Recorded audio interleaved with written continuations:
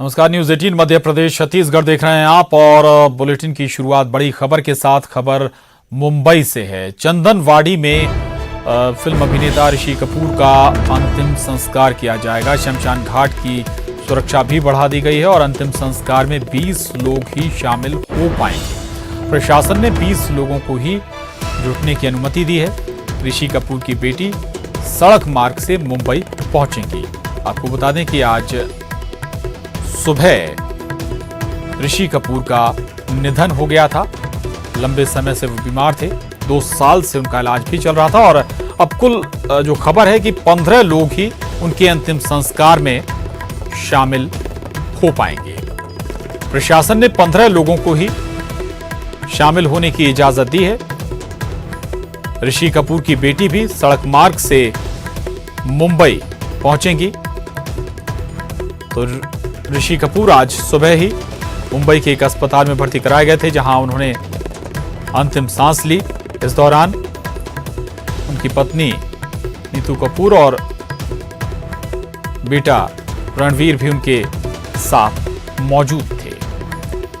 दरअसल ऋषि कपूर का अमेरिका में काफी लंबे समय तक इलाज चला और उसके बाद डिस्चार्ज होकर घर लौट चुके थे।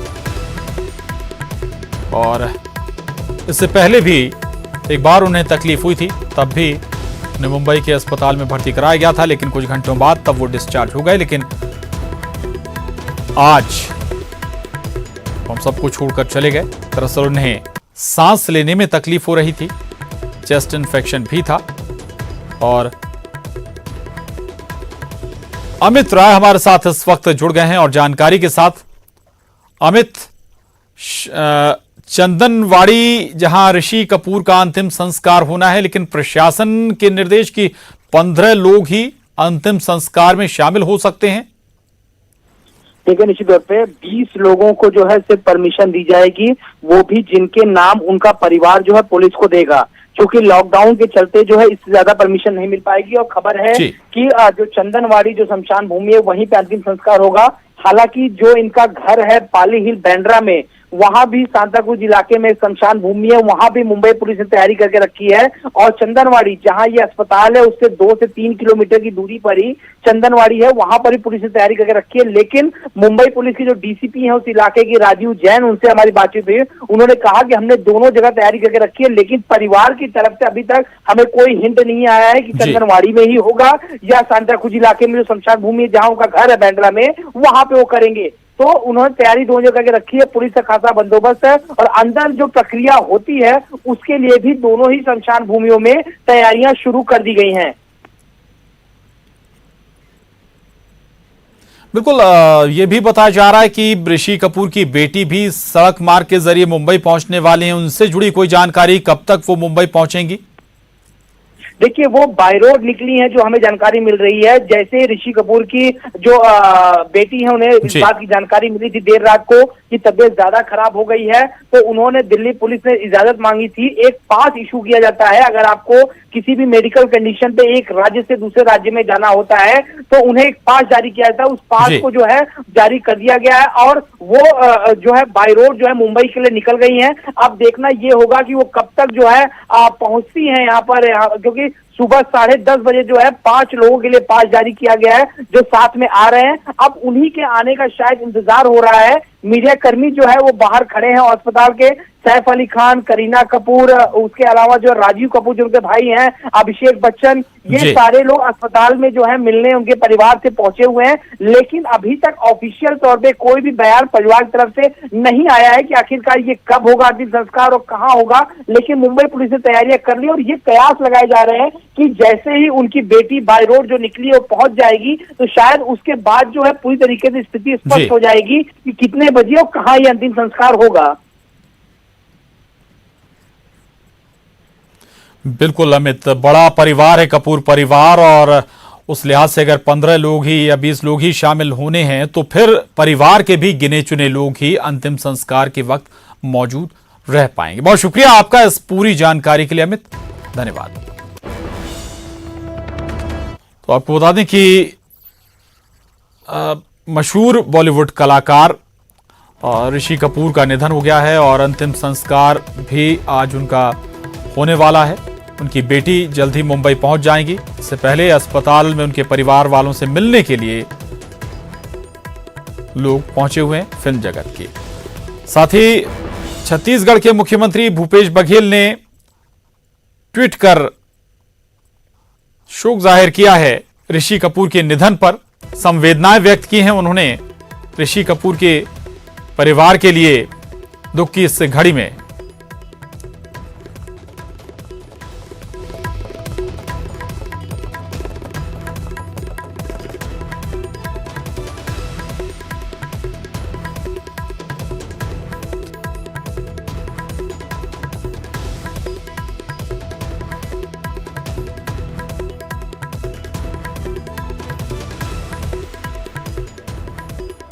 दो और मरीज ठीक हुए हैं, 2 और मरीज स्वस्थ हो गए हैं, कोरोना के घर लौट चुके हैं।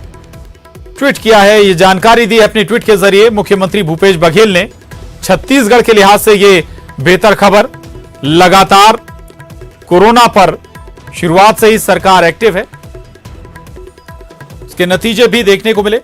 मामले बढ़ नहीं पाए ज्यादा छत्तीसगढ़ में, और जो मामले सामने भी आए उनमें ज्यादातर अब मरीज स्वस्थ होकर घर लौट रहे हैं। और यही जानकारी अपने ट्वीट के जरिए मुख्यमंत्री भूपेश बघेल ने दी है कि 2 और मरीज, कोरोना जो पॉजिटिव मरीज थे वो स्वस्थ होकर अब घर लौट चुके हैं। दरअसल 2 रिपोर्टें 2 बार जांच होती है और दोनों रिपोर्टों का नेगेटिव होना आवश्यक है, और इसके बाद मरीजों को डिस्चार्ज किया जाता है। हालांकि डिस्चार्ज होने के बाद भी कम से कम 14 दिन लोगों को क्वारंटाइन में रहना होता है एहतियातन।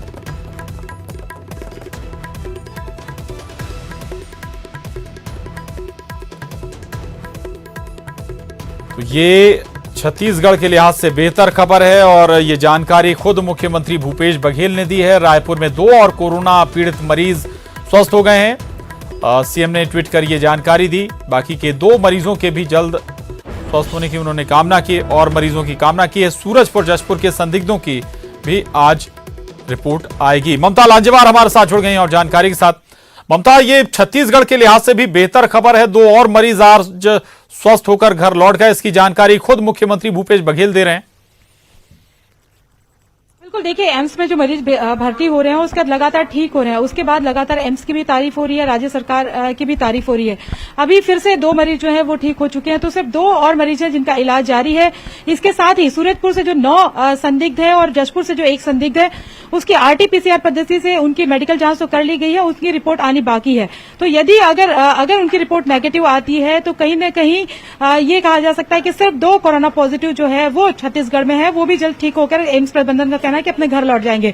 हालांकि अभी जो संदिग्ध है 10 संदिग्ध जो है उनकी रिपोर्ट पर नजर है, लेकिन ये एक सुखद खबर है कि 2 जो महिला मरीज थे जो कटघोरा से थे वो दोनों ठीक हो चुके हैं। उसमें से एक गर्भवती महिला भी है, तो कहीं न कहीं इसको बड़ी उपलब्धि के तौर पर माना जा रहा है कि बिना जो गर्भवती जो छोटे बच्चे होते हैं या गर्भवती महिलाएं या बुजुर्ग, वो सबसे ज्यादा सेंसिटिव होते हैं किसी भी बीमारी के लिए। और कोरोना तो अभी जिस तरह से भयानक महामारी के रूप में फैला हुआ है और किस तरह से खतरनाक है कि लगातार लोगों की जान जा रही है, उसमें छत्तीसगढ़ का रिकॉर्ड बहुत अच्छा है कि सारे लोग एक एक करके ठीक होते हुए जा रहे हैं। जी बिल्कुल, सूरजपुर से भी 9 संदिग्ध मरीजों की हालांकि आज जांच रिपोर्ट आनी है, और इससे भी तस्वीर साफ होगी कि आखिर किस हद तक कंट्रोल किया गया है छत्तीसगढ़ में मामलों को। ममता, देखिए रैपिड जो टेस्ट किट है उसके जरिए ये जो सूरजपुर के जो 9 संदिग्ध हैं उनकी जांच की गई है, और जशपुर का जो एक संदिग्ध है उसकी जांच की गई, उसमें वो पॉजिटिव आए हैं। लेकिन खुद स्वास्थ्य विभाग है उसका कहना है कि इसको 60% जो है इसको ऑथेंटिक माना जाता है, 60 to 70%। इसीलिए एम्स इनकी जांच जो है आरटीपीसीआर पद्धति से की गई है, और उसके बाद ये जो जांच रिपोर्ट आएगी उसके बाद तय होगा। यदि पॉजिटिव आता है तो जाहिर तौर पर एकदम से 10 मरीज जो है वो बढ़ जाएंगे, लेकिन अगर नेगेटिव आता है तो एक बड़ी राहत वाली बात होगी। सिर्फ 2 जो कोरोना पॉजिटिव हैं वो मरीज रह जाएंगे जिनका इलाज लगातार जारी है, और एम्स प्रबंधन का कहना है कि बहुत जल्द ये जो है उनको डिस्चार्ज कर दिया जाएगा। तो अभी पूरी की पूरी नजर जो है वो इन 10 मरीजों पे है, जिसमें से अगर हम बात करें तो जो मजदूर हैं, जो बाहर राज्यों से पैदल चलते जो मजदूर आ गए थे और जो राहत शिविरों में रखा गया था, उनमें से ये है जो और सूरजपुर में जो एक पॉजिटिव मिला था उनके संपर्क में ये लोग आए हुए थे। तो कहीं ना कहीं इस पे नजर है। सूरजपुर से एक पुलिसकर्मी जो है वो भी इनके कांटेक्ट में आए थे, जिसको लेकर गृह मंत्री ताम्रध्वज साहू ने भी ट्वीट किया था, क्योंकि रैपिड जो टेस्ट किट है उसमें ये पॉजिटिव पाए गए थे। लेकिन अब सीधे सीधे आरटीपीसीआर पद्धति से जो जांच हो रही है उस पर नजर है। लेकिन अभी फिलहाल ये माना जा सकता है जब तक इनका रिजल्ट नहीं आ जाता, रिपोर्ट नहीं आ जाती, तब तक तो ये मान के चलते हैं कि एक बड़ी राहत वाली बात यह है कि 2 और लोग डिस्चार्ज हो चुके हैं, 2 महिला मरीज, जिसमें से एक गर्भवती महिला है। बिल्कुल छत्तीसगढ़ के लिए तब तक जरूर राहत है, और ये रिपोर्ट में भी अगर मामले नेगेटिव आते हैं तो ये और अच्छी खबर होगी छत्तीसगढ़ के लिए। बहुत शुक्रिया ममता आपका इस पूरी जानकारी के लिए। अगर बढ़ते हैं उधर सूरजपुर में कोरोना मरीज मिलने के बाद सरगुजा जिले में हाई अलर्ट जारी कर दिया गया है। सूरजपुर से आने वाले सभी मार्गों को सील कर दिया गया है। पड़ोसी राज्य झारखंड से भी आपको बता दें कि आवागमन पर पूरी तरह से प्रतिबंध लगा दिया गया है।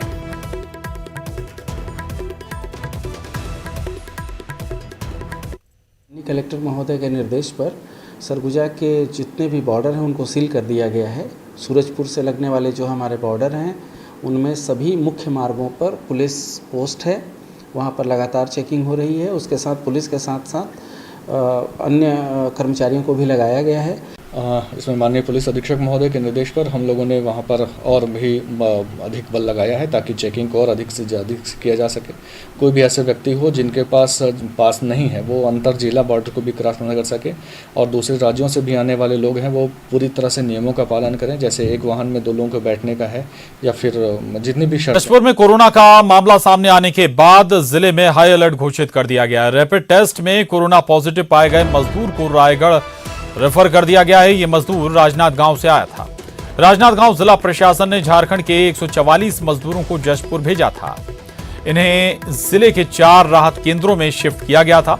इन्हीं में से एक लुडेग आपको बता दें कि राहत शिविर में मजदूर कोरोना पॉजिटिव मिला है, जिसके बाद प्रशासन लॉकडाउन को सख्ती से लागू कर रहा है। लुडेग को पूरी तरह से सील कर दिया गया है। झारखंड से आने वाले रास्तों को सील कर आवश्यक वस्तुओं पर भी प्रतिबंध लगा दिया गया है। जनप्रतिनिधि राजनांदगांव प्रशासन पर सवाल खड़े कर रहे हैं। कुनकुरी विधायक यूडी मिंज ने बिना मेडिकल चेकअप कराए और जनप्रतिनिधियों को सूचित के बिना मजदूरों को जशपुर भेजे जाने पर नाराजगी जाहिर की है और दोषियों पर कार्रवाई की मांग की है। राजनांदगांव से जितने भी जो आए थे अपने जशपुर ज़िले में, तो अपने ज़िले में 144 लोग आए थे और सूरजपुर में 100 करीब आए थे। चूँकि पहले सूरजपुर में वहाँ एक पॉजिटिव निकला, ये उनके साथ के ही थे, इसलिए हम लोगों ने सभी का टेस्ट किया 144 लोगों का। उसमें सिर्फ लुडेग का जो है ये एक ही पॉजिटिव आया केस, जिसको हमने आज उसको अलग सेपरेट आइसोलेट करके और अभी हमने रायगढ़ मेडिकल कॉलेज में उसको रेफर कर दिया। अभी तो प्रारंभिक तौर से जो रैपिड किट है तो उसमें जो डॉक्टर्स के द्वारा बताया गया है कि ये एक ही है जिनका संदिग्ध है और उसका भी और जांच करा लेना। लुडेग में जहाँ पे रखा गया था वहाँ से एक जो लड़का है जो गया बिहार का है, वो रैपिड टेस्ट किट में पॉजिटिव पाया गया है और ये वाकई हमारे जशपुर जिले के लिए बहुत ही चिंतनीय विषय है। मैं तो सोच के हैरान भी हूँ, चिंतित भी हूँ कि हम लोग इतने अच्छे से जिला प्रशासन के साथ मिलजुल कर बहुत अच्छे से इसको मेंटेन कर रहे थे। और यहां रुक रहे हैं एक छोटे से ब्रेक के लिए, फौरन लौटेंगे। ब्रेक के बाद अगली खबर का रुख करते हैं। बालोद और बलौदा बाजार जिले के 13 मजदूर बेंगलुरु में फंसे हुए हैं और उन्होंने सीएम भूपेश बघेल से मदद की गुहार लगाई है। मजदूरों ने अपने अपने जिले के कलेक्टर से भी मदद की अपील की है। गौरतलब है कि लॉकडाउन की वजह से प्रदेश के लाखों मजदूर दूसरे राज्यों में अभी भी फंसे हुए हैं, जिन्हें निकालने के लिए प्रदेश सरकार भी लगातार कवायद में जुटी है। और इसी मद्देनजर अब कुछ मजदूरों ने सरकार से मांग की है कि उन्हें वापस सुरक्षित अपने राज्य बुलाने का प्रबंध किया जाए। यहां तक कि अपने अपने जिलों के जिला कलेक्टरों से भी ये अपील की गई है। बघेल जी, आपसे सनम्र निवेदन है कि हम लोग यहाँ पे बेंगलोर में फंसे हुए हैं, कृपया हमारी मदद करें। हम लोग पैसे और खाने पीने की सामग्री की किल्लत से जूझ रहे हैं, कृपया हमारी सहायता करने की कोशिश करें और हमको जल्द से जल्द छत्तीसगढ़ बुलाने की कृपा करें। छत्तीसगढ़ सरकार से निवेदन है कि हमें जल्द से जल्द छत्तीसगढ़ ले जाने की कृपा करें। माननीय मुख्यमंत्री भूपेश बघेल जी, हम लोग लॉकडाउन के कारण बेंगलोर में फंसे हैं। यहाँ हम रहने, खाने पीने, नहाने, पैसे की समस्या हो रही है, कृपया हमारी मदद करें। हमें जल्द मदद नहीं मिली तो हम पैदल छत्तीसगढ़ पलायन के लिए मजबूर हैं। बालोद जिला कलेक्टर एवं बालौदाबाजार जिला कलेक्टर से सन्माननीय निवेदन है कि हमारी घर वापसी की जाए। कोरोना संकट के बीच न्यूज 18 देश के कोने कोने से पल पल की खबरें दर्शकों तक पहुंचाने के साथ साथ सामाजिक सरोकार भी निभा रहा है। मुश्किल की इस घड़ी में न्यूज 18 लोगों की मदद के लिए भी आगे आ रहा है।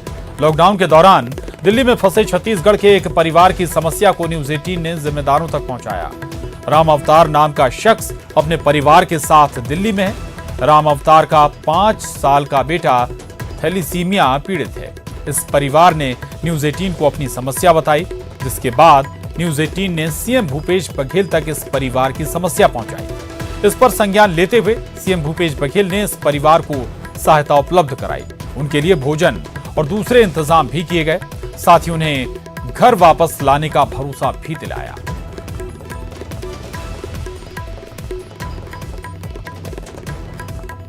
हम लोग किसको थैलीसीमिया मेजर है। हम लोग छत्तीसगढ़ से आए हैं। हम लोग को 6 महीना हो गए। हम लोग के पास पैसा वैसा नहीं है अब, और क्या बोलते हैं, जाने का भी कोई व्यवस्था नहीं है। हम लोग फंस गए हैं। प्लीज आप सबसे बार बार निवेदन है कि हमारी मदद करो। काजल मैडम बहुत मदद कर रही है, आप भी हमारी मदद करो। हम लोग फंस गए हैं। हम लोग को घर जाना है। 3 बच्चे घर में छोड़कर आए हैं, वो लोग भी रो रहे हैं। लॉकडाउन के दौरान दूसरे राज्यों में फंसे लोगों के लिए एक राहत भरी खबर है। सीएम भूपेश बघेल के आदेश के बाद दूसरे राज्यों में फंसे लोगों के प्रदेश में आने का रास्ता साफ हो गया है। मुख्य सचिव आरपी मंडल ने राज्य के सभी कलेक्टरों को पत्र लिखकर लॉकडाउन में बाहरी राज्य में फंसे लोगों को लाने की योजना बनाने को कहा है।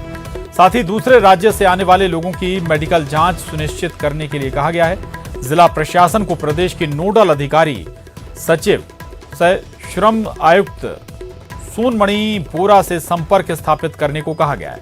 राज्य से आने वाले लोगों को 14 दिनों तक क्वारंटाइन करने का भी आदेश जारी किया गया है।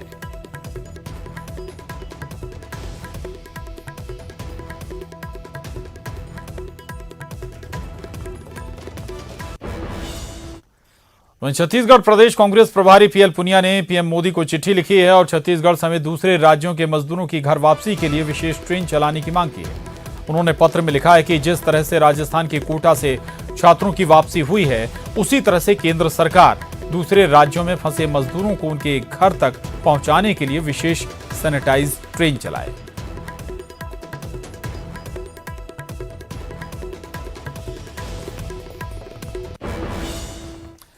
और बड़ी खबर रायपुर से है। वित्त विभाग की समीक्षा बैठक, सीएम बघेल ने यह बैठक ली और आर्थिक चुनौतियों पर इस बैठक में मंथन हुआ है। लॉकडाउन के बाद की आर्थिक स्थिति पर चर्चा हुई है। सीएम ने ट्वीट कर इसकी जानकारी दी है। तो ये बड़ी खबर है रायपुर से।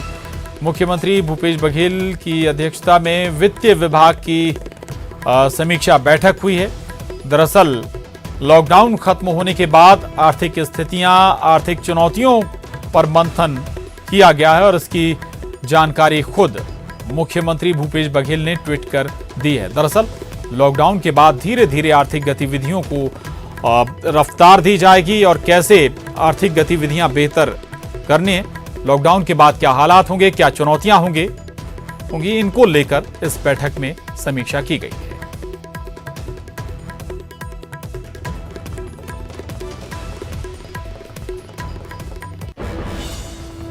खबर कोंडा गांव से, जहां बस से बाइक जा टकराई और मजदूरों को छोड़ने जा रही बस से ये बाइक की टक्कर हो गई।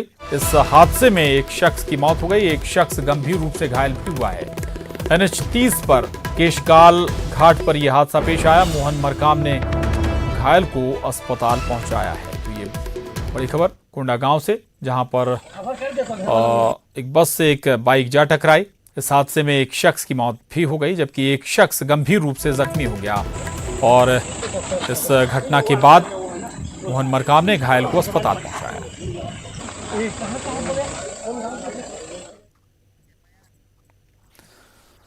प्रदेश में एक बार फिर कोरोना संक्रमित मरीजों की संख्या बढ़ गई है। इसको लेकर नेता प्रतिपक्ष धर्मलाल कौशिक ने चिंता जाहिर की है। नेता प्रतिपक्ष ने कहा कि अब बिना देर किए सरकार को बड़े पैमाने पर कोरोना टेस्ट करने की जरूरत है। नेता प्रतिपक्ष ने क्वारंटाइन के बाद दोबारा जांच की भी जरूरत बताई है। प्रदेश में लगभग 75-80 हजार लोग क्वारंटाइन में थे, तो ऐसा मान लेना कि अब क्वारंटाइन का समय समाप्त हो गया तो मुक्त हो गए कोरोना से, मुझे उस पे नहीं जाना चाहिए, बल्कि उनको पुनः एक बार जांच करनी चाहिए और जांच करने के बाद में संतुष्ट होना चाहिए कि वास्तविक में वो खत्म हो गया कि नहीं हुआ है। इसलिए बड़े दायरे के साथ में यहाँ पर बढ़ाने की आवश्यकता है और बढ़ाएंगे तभी प्रदेश सुरक्षित होगा। अन्यथा हम मुक्त हो रहे करके हम मुक्त हो जाएंगे, लेकिन कोरोना मुक्त नहीं होंगे, बल्कि अपने चंगुल में ले लेंगे, जिस प्रकार से आजकल में जो मामला देखने में आया है। क्या अमरजीत वाले को भी राजधानी रायपुर में कोरोना से बचाव के लिए सोशल डिस्टेंसिंग के साथ छत्तीसगढ़ की सरकार ने फिजिकल डिस्टेंसिंग का भी नारा दिया है। साथ ही राज्य में किसी को भी घर से बाहर निकलने पर मास्क पहनना अनिवार्य किया है। जो लोग एक गाड़ी में 2 लोग बैठे हैं उनसे प्रति व्यक्ति 100 रुपए फाइन काटने की कार्रवाई की गई। जो लोग मास्क नहीं पहने थे उन्हें 100 रुपए के चालान के साथ कपड़े का मास्क भी दिया गया। वहीं कार में भी एक साथ 2 लोग बैठे हों तो उन्हें रोककर अलग अलग सीट में बैठाया गया।